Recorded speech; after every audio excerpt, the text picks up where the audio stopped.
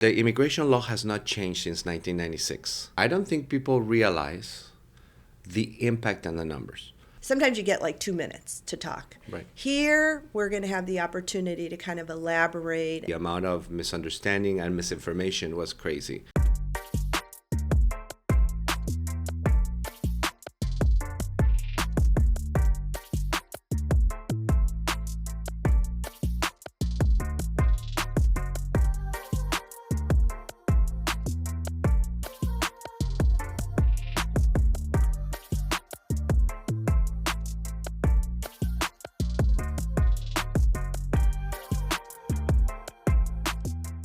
You're watching Chic Innovator. Make sure to like, comment, and subscribe. It's free.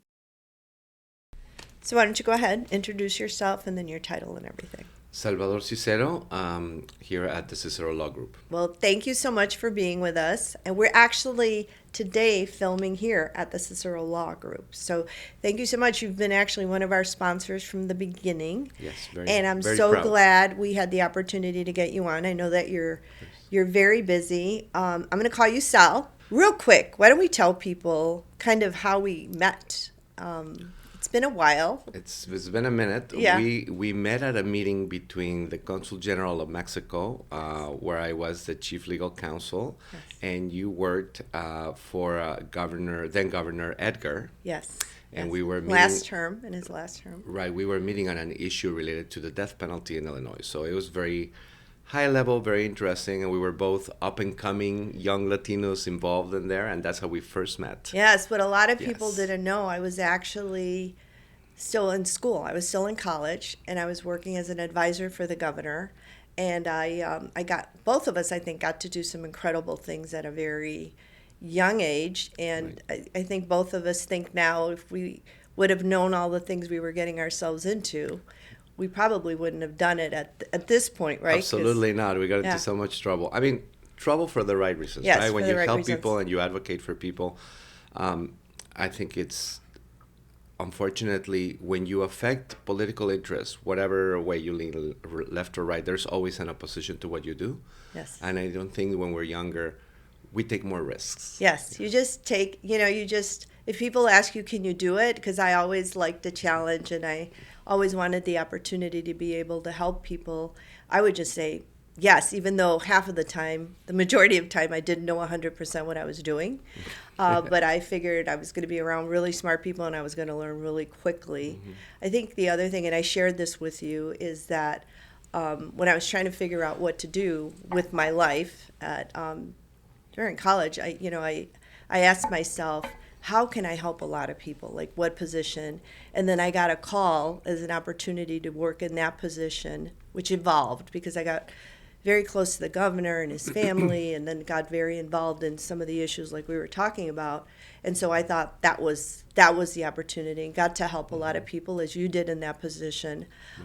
Later on, I think now with what I'm doing, I get to help a lot more people without the politics that are involved. Right. And the second time where we rekindled our friendship and really Yes. became good friends as of today is when you were chairwoman of the Illinois Hispanic Chamber. Yes. And I was president of the Hispanic Lawyers. And I think both of those are volunteer positions. Yeah. So I think we both continued, and that's I think why we see eye to eye in many things, is that we believe that pay it forward, no? Like Yes. get involved and pay it forward. Yeah. Yeah, and that was an interesting position because actually when I chaired the Illinois Hispanic Chamber of Commerce, I don't know if you know, I was the only woman on the board when I got on there, and so brought in a lot more women. But in all of that, we have learned, and government, politics, business now, law background. You're a lawyer, you're practicing, and so I really am excited about doing this podcast because as you and I have talked, it gives an opportunity to really share information that individuals like yourself that are doing the work, that have the actual knowledge and have the facts about different things, and that are looking at things innovatively, but with a lot of facts and the right background. And so one of the big issues today that I see a lot of people talking about, and unfortunately see them talking about it without the understanding of the issue and the facts, is the issue of immigration. It's a big topic, and we're not going to get political about it, but I do want to get factual, and you work with this. This is your area of expertise in the area of law. I know that you handle other areas, but this is a dominant area. And I would like you to help us, all of us, and those that are watching, to get better versed and a better understanding of what some of these things mean. So one of the things, if we can start off with, if you could explain to us, and it's so much to cover. I mean, you and I could be here all day talking about it. And the other thing I've got to tell you that I love about Chic Innovator and doing the podcast is that and you appear a lot of times on Telemundo or on NBC talking about immigration, sometimes you get like 2 minutes to talk. Right. Here, we're going to have the opportunity to kind of elaborate and expand a little bit. And I'm going to get the promise from you right now at the beginning that you'll be able to come back, because we're doing this kind of as the new administration, the presidential administration, is going in. Correct. Things will change. Yes, things will change. And so maybe you come back in 6 months or something, but you promise you'll be Absolutely. back? Okay, Absolutely. great. Yeah. So if we don't get to cover everything, or as we're going to see things change, I know that they will. We don't know what he's going to do, but I can tell you that when President Trump first ran and he got elected, I was having a meeting with the consulate of Mexico, where I still served as an advisor, and I was meeting with what's called the protection team. So first fact, people may or may not know. For those of you who are Mexican, the Mexican government has teams at all the consulates called the protection team, and their teams are charged with the welfare of Mexicans, and they monitor what's going on in the U.S. and how the laws affect people, and in extreme cases, they actually intervene and help people out, right? And so, which is how we first met, because I was the head of that team back in the day. Right. So we're sitting there having just a meeting, and I was explaining some basic things to the team. And literally, as I was doing this, President Trump issued 2 executive orders. And that was like on a Thursday. And by Friday, we had organized workshops. And on Saturday, we had 1 workshop. And there were over 500 people at this workshop, and people standing outside. And it was just crazy. The amount of fear and the amount of misunderstanding and misinformation was crazy. And everybody kind of scrambled. So that was our experience the first time around. So now, there will be changes. There will Yes. be changes. Yeah. Throughout the administration. We saw aggressive changes. But one thing that both Democrats and Republicans do is they affect changes to implementation of policy. And this is where it's very important that we talk about, okay? In immigration, the immigration law has not changed since 1996. Okay, so the law itself has not changed. Right. What has changed is how each administration approaches the implementation of the law and how they have priorities for enforcement, right? That is what's different. And that's really what all these administrations have been able to do, because there's no consensus with Congress, and Congress is the one that has to pass the law. So just so people understand, because most of the changes have come through an executive order. Correct. The other thing, before we get started, that I do want to preface is that although many people may look at this and say, I'm not an immigrant, or my family's not from an immigrant family. My parents are. They're originally from Mexico. My dad has passed away, but my mom's a citizen here, and I was born here. But a lot of people feel that this may not affect them. We will show you some numbers on how it will affect all of us. It'll affect our economy. It will affect day-to-day, and it may in many instances even affect groceries, restaurant service. Things that we take for granted, depending on the changes, may be affected. And we'll look at those maybe in 6 months. We'll take a look at those. We'll give you some preliminary numbers. But what I'd like to talk about is for you to kind of give us some clarification with regards to the statuses that you've been mostly dealing with and kind of what they mean, because people Right. hear these names and everything. And the other thing I want to clarify for people is when you were talking about that there hasn't been a change in the law, and people are like, wait a minute, there hasn't been a change in the actual law, but we've had all these changes. They've been done through executive order. Correct. Right? So Yeah, and there's also, remember, we have the courts could continue to interpret what something means, right? And then that creates new avenues for relief, or closes certain avenues for relief, right? So that's you have to remember that. yeah, We're a jurisprudence type legal system. right. But yeah, generally people, I think, don't really understand, even if you come from an immigrant family, how this whole thing works. But we'll do it the easiest way I can explain. Easiest way. Yeah, Okay. we'll So- try to approach it as much as possible. So let me ask you. I want to Yeah, go ahead. ask you. We've had a lot of people come in from Venezuela, from Honduras, etc. And I know one of the things that I hear from a lot of people is, what status did these individuals have, that some of them were able to process a lot more quickly than the undocumented immigrants that had come in the past? What has been the difference in these last, let's say, 2 years? Let's take a Right. Well, measurement of let's 2 let's years. understand how things work and what were the major changes in 1996 and how that relates to today. Right? Okay. Seems like a really long time ago, but basically, back then, Bill Clinton and Newt Gingrich passed this law called the Effective Immigration and Death Penalty Law, and it was a combating crime type law, and they made a lot of changes that negatively affected how we interpret immigration law and the relief that people have. Do me a favor, repeat the name of that law, because that in itself is a Yes, mouthful. Effective Immigration and Death Penalty Act. Yeah, Yeah, it's a very horrible law. yeah, Well, I mean, the name is pretty horrible, the right? name, right? Yeah. But without taking positions on whether I approve or not of a particular law, what's important to understand about this law that affected millions of people, primarily Mexicans, right? Because the vast majority of people who were immigrating at the time were mostly Mexicans and Central Americans. Right. There's people from all over the world, but that was a big chunk of them. Is that before that,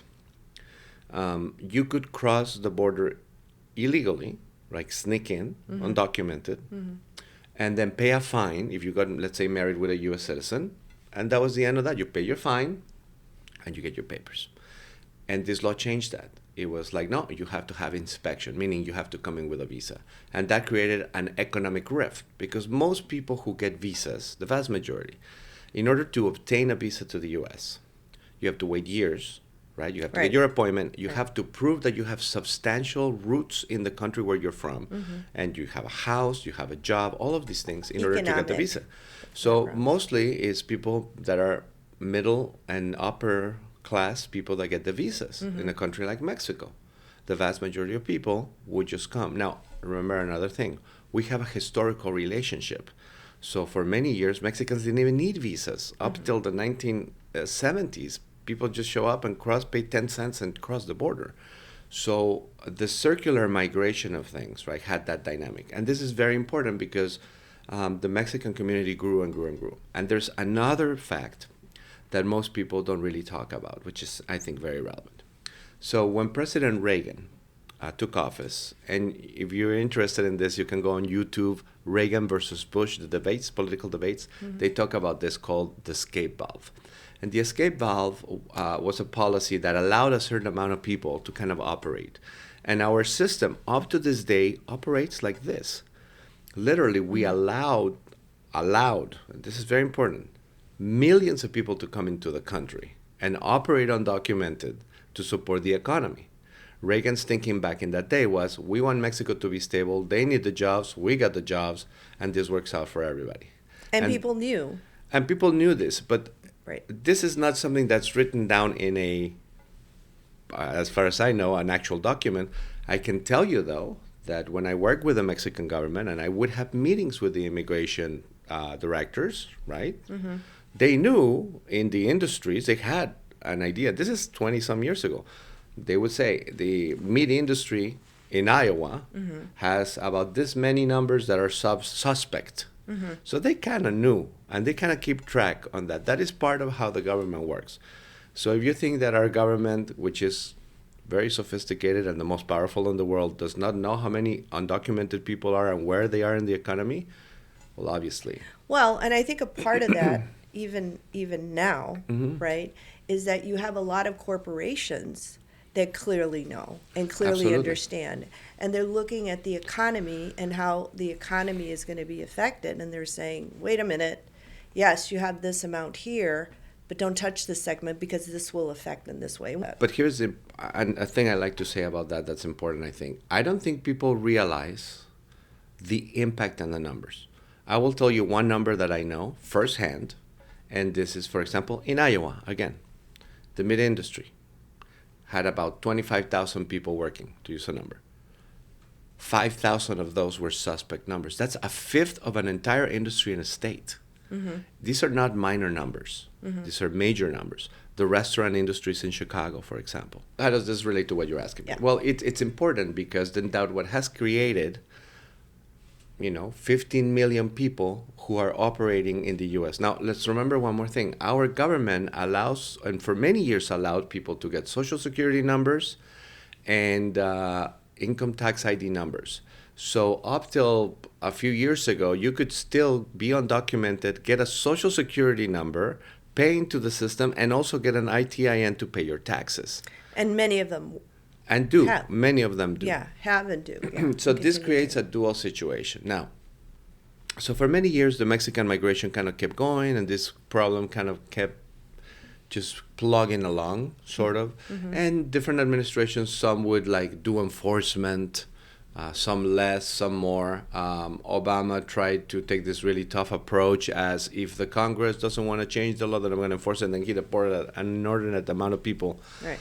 that were already in the system. And this is what you have to understand. He deported 400,000 people, but there's 15 million people. So it's also not a humongous percentage of that undocumented population that's in the immigration system, right? Now, that's very different than what's happening now. Now, what happened over the last 5 years was the consequences of our policies and that exact same law. That exact same law also had this strong deportation of criminal elements back into their home countries. In Central America, that created a problem, Mm-hmm. right? Because the criminal elements trained in the U.S. took over the countries. Look what happened in El Salvador and in Honduras. Those crises are related to our policies as well. So that's one thing we don't really talk about, but it's important to mention, right? So then you had this massive exodus of Which have people. been going on 20, 30 years. This has been going it's on for going 20 a long years, time. yeah. And so all these people started coming back up, and then the dynamics changed, right? The people coming to the border were not the Mexicans, were the Hondurans, were the Venezuelans, and the Venezuela situation happened. Mm-hmm. And we have to remember, different people are subject to different parts of the law. So we were first talking about people who come up here to look for a job, who's sneaking through the border, and they're living among us doing work. Mm-hmm. That is different. I will use a specific example. I have a case of these two women. One of them served in the military in Venezuela. And she, like here, she enlisted for a term of years. And when her term was up, she did not want to continue.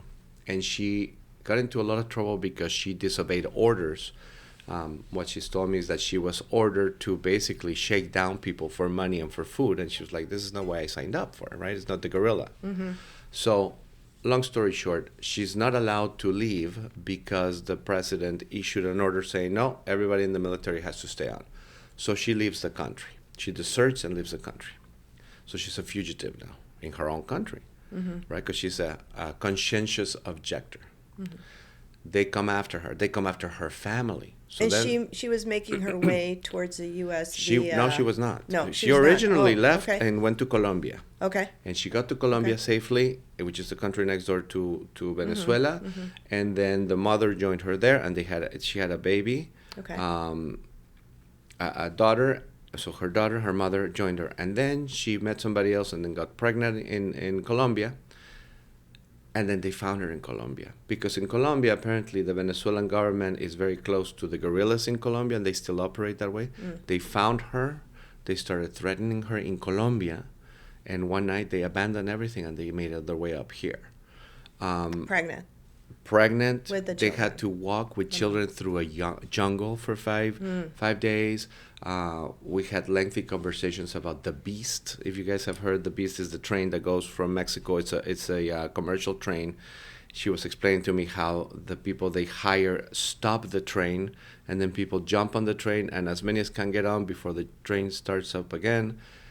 They traveled on this train for 2 days, on top of a train for 2 days with children, sleeping on the top of the train. Not in the train. Not in the train, on the top roof. of the train. On the Okay. roof of the train. Wow. Made it up here. They came to the border. They presented themselves to the authorities. They went through what's called the credible fear interview. So now we have to understand this. People are showing up at our border, and they're asking to come in. They're not sneaking in, right? They're asking to come in. And government officials from the U.S. will interview them, and they will vet whether they believe them or not, just at a basic level. And you have to understand another thing. To request asylum in the United States, you have to prove that you're part of a particular group that's being targeted by a governmental authority, or that the government is turning a blind eye or colluded with crime, right? But you have to prove that nexus. It's not, I can't find a job and I want to go to the U.S. That's not that situation. They're Okay? seeking asylum. This is the asylum. Yeah. Okay. Those are the people at the border that are asking to come in. The government comes in. Now, we started A large part a large of part those of have those. been in the last couple of years. Yes, Right. and many get turned away. And when they get turned away, then they sneak in, and that's a different category. That goes into the other category we were talking about, right? Some of them started getting their work permits right away. Some of them came in before, and they were immediately referred to the court, and then they had to prepare their asylum applications, present them to the court, and then had to wait 5 months to be able to file for a work permit. Okay? So Now, where are they at when this is taking place? In Have the some border. of them, they're staying at the border? Do They're in the some of border. them get sent inside, or all of them are? if you have family members that Yeah. can say, "Oh, I will take him in," and they can come in, and they will come to Chicago, they will go to other places. And they have to have proof of that. Yes. right? Well, Obviously. somebody else has to call and get involved and help them. Okay. And as you know, also the governor of Texas was kind enough to invite many of them to Yes. just put them on buses Yes. and then send them up north. Yes, which is That's- what I think is important also for people to know. Yeah, that, that's right? just- yeah, that's- which is how a lot of them ended up coming here Right. or to some of the other major And cities. those are the people that are in the tents, like in Chicago, right? Like they got here because they basically got put on the bus and they got shipped up here. And unlike, let's say, a warm weather place, you can't really be in a tent in Chicago right It gets now. very cold in Chicago during the winter. Yeah, Just- today yeah. today is I think 30 degrees here in Chicago, So right? it's warm for winter. Yeah, but that's 0 And degrees it's snow- Celsius, right? It's snowing, and it's snowing, people. But and anyway, remember, most yeah. of these people that come from tropical climates have never lived Yeah. in a climate like this. And if you and I, I mean, had it's a to- shocker to us, Yeah. even though, born and raised here, but it's still a shocker. But I can't imagine for people that have never felt this in their life. Right. So you have two levels. You have the level of, okay, now I'm in a different country. I don't speak the language. I got to present my case, and hopefully they'll give me an asylum in 2-3 years, whatever time, or 5 years, whatever time the court takes. The last asylum case that I have right now. And from- tell me, because this is, Yeah. again, we're actually filming this right before President Trump takes office Correct. officially. And so what is happening in the courts? Well, what's This happening last in the couple of courts is, days. well, everybody's trying to close cases because President Biden had this policy that, and it's been going on for a while. If you had a situation where, you've been here for many years, you're good, maybe you don't have a great case for your asylum, but you're a good person and, you're a moral person, they'll close your case and just dismiss the charges against you. Prosecutorial discretion. So we're getting quite a few of those. Okay. And I have this last one. These people have been here for 9 years, and the kids have been to high school, graduated. All this, they're all good people, not a single arrest. So those are the people also that are deserving to get this kind of relief. One of the issues that people have with the new arrivals is that they get a right to have a work permit. And that work permit is based on the fact that they are requesting asylum. People who are undocumented are not before the courts. They're not in a process. If they are in a process of deportation, they can also get a work permit. But you cannot just, as a regular person who came in undocumented and been a good citizen for 20 years, other than the fact that you crossed the border illegally, you cannot apply for a work permit. And I think that that's what makes it so, makes people angry. Yeah, that has been, and you and I were talking a little bit about that. That has been major question, a major issue, because you've got a lot of individuals that wanted to come in and work, and then they're not able to get the work permit. And then you have a lot of individuals that came in on an asylum basis, and then they're able to get it, and you know, Right.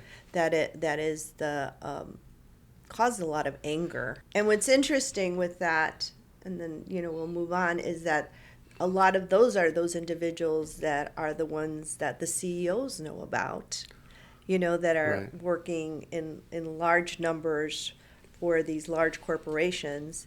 And if they get removed, many of them will have a large impact on the economy. Absolutely. Yeah.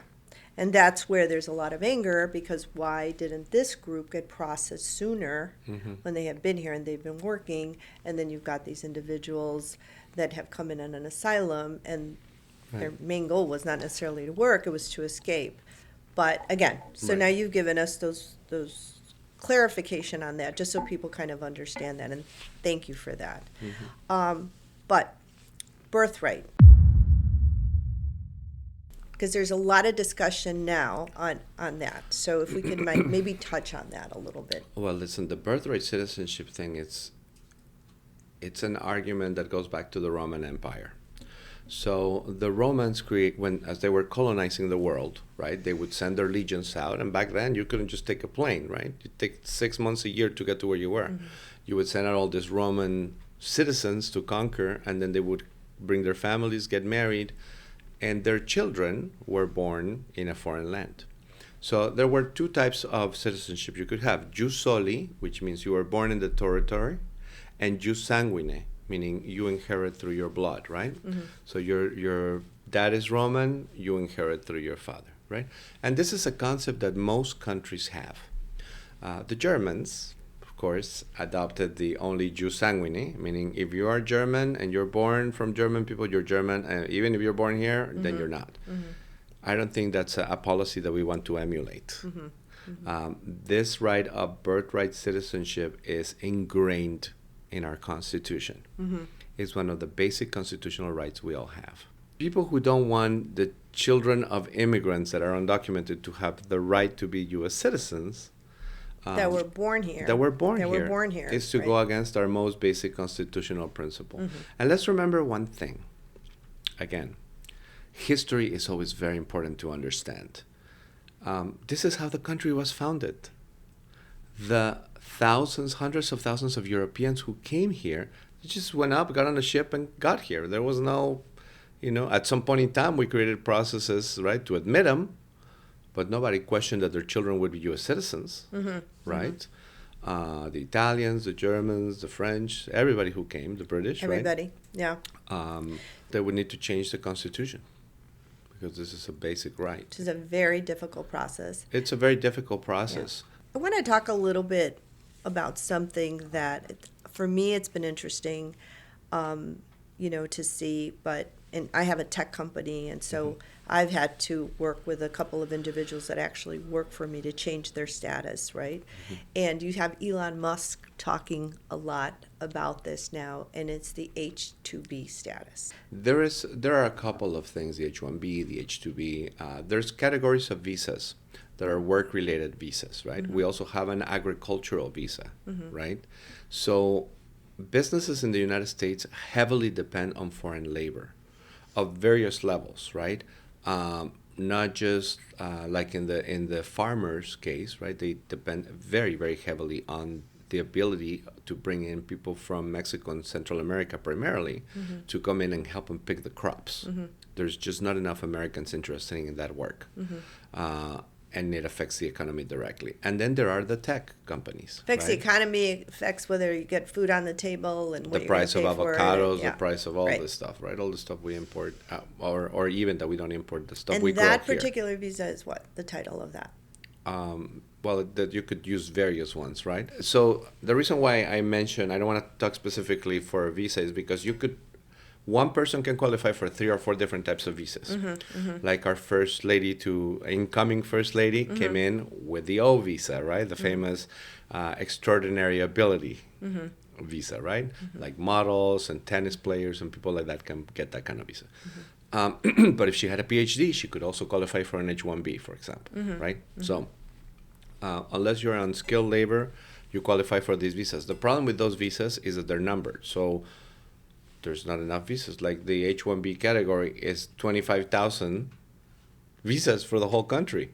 And No, it's like very limited. Yeah, it's like a racehorse. Yeah, and it also, country of origin also affects that. Of course, right? there's Yeah. limited amounts and also the type, and so you have to fulfill by a certain date, and if you don't file, you miss out, and then you go on to the if you get admitted, you have to wait till October to start work, so you gotta literally hire the person a year in advance. No, I know, because It's- I've been through it with some of my techs, and not a it's- lot, but yeah, it's a tough. It's a problem. Now, if the person's already here and they're in school, it's a little easier because they're in school and then they get a chance to kind of do their practical training with you, and then you wait that out if they get the visa. Which is what a lot of them do. Absolutely. Yeah. But many of them don't. If you want to bring somebody for a specific purpose, it's very difficult, right? And expensive because remember, you got to pay the person the prevailing wage, and then the business, has to pay for their attorney's fees. You Yes. cannot pass that on to people. And it's expensive, let me tell you. Yeah, It is very 15, expensive. 20,000 bucks. And that's the discussion, and we won't go into whether it's good or not, but that's the big discussion that Elon Musk has now put on the table to expand those number of Absolutely. visas. And they've been pushing for these for businesses for a long time so that businesses can grow. Again, outside of the treaty visas, right, which allow you to, for example, go, if you're an American company, you have an office in Mexico, you can just do an intercompany transfer, and then you just transfer them for a little bit. Those are non-immigrant visas. Some are non-immigrant, some are immigrant visas. So basically we're talking in this particular debate about non-immigrant visas, temporary workers who come over.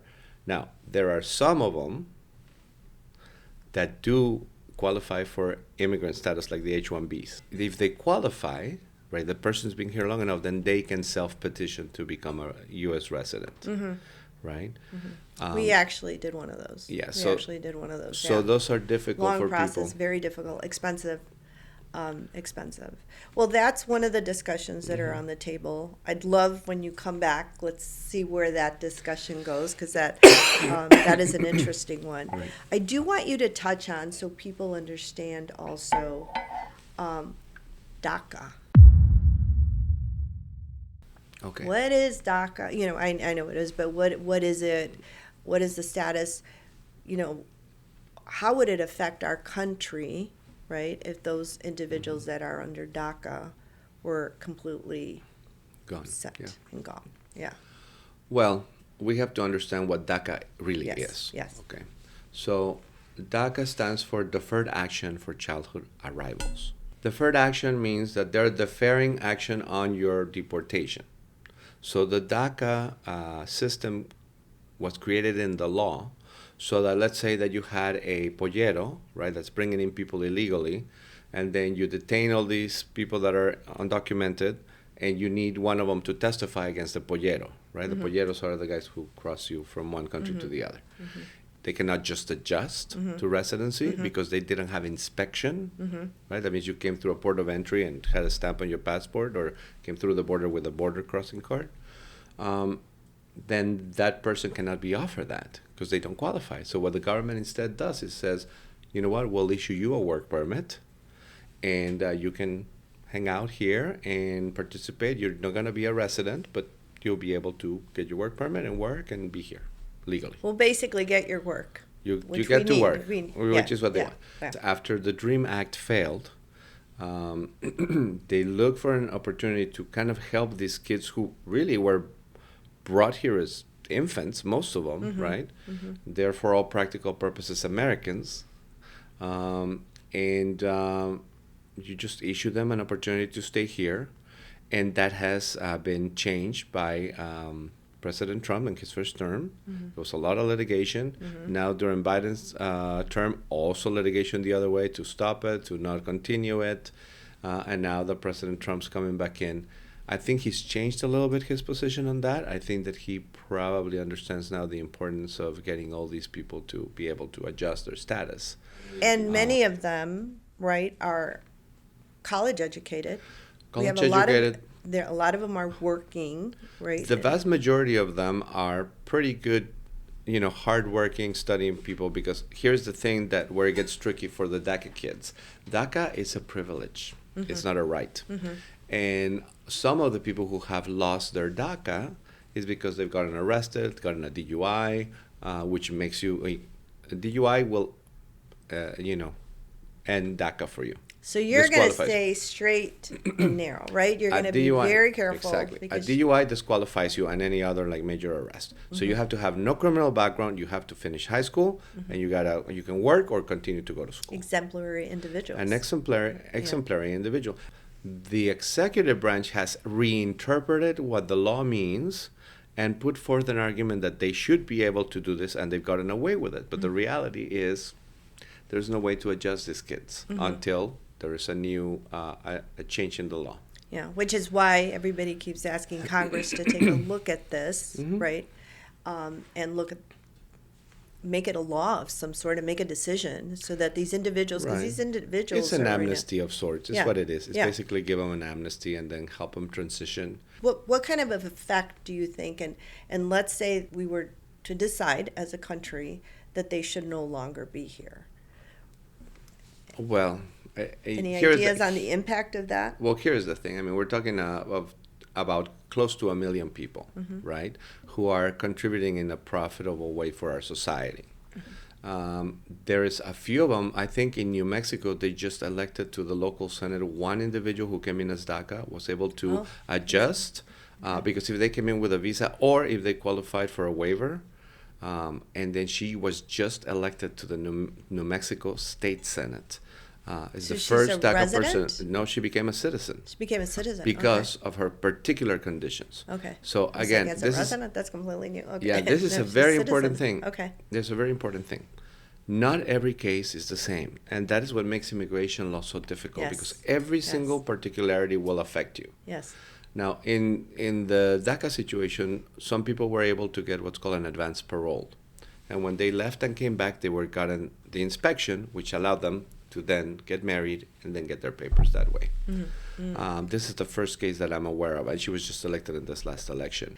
Well, we've got a lot of changes coming up, and so I look forward to seeing what it is, and I'm hoping that it's the best thing for our country as a whole.